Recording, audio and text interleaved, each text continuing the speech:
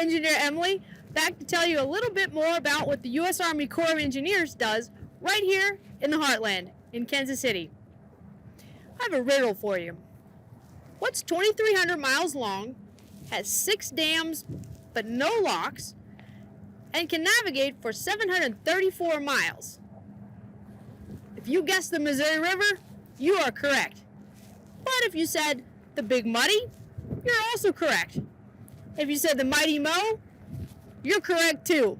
With a river this big and important, bound to have a few nicknames. The Missouri River is the longest river in North America and runs right through the Heartland and merges with the Mississippi River in St. Louis, Missouri.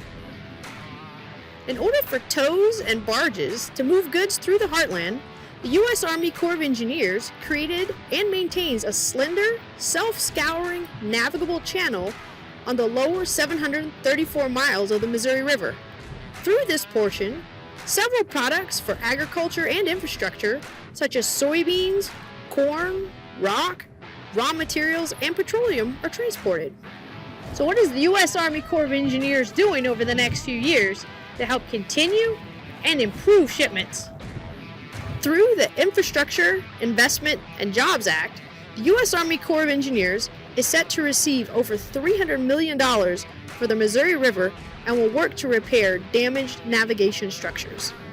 These funds will really give us an opportunity to assess where we are, improve the reliability and sustainability of the system, integrate it into the other uses of the river, because there's flood risks. We got to tie it into that program as well. The navigation program doesn't stand alone.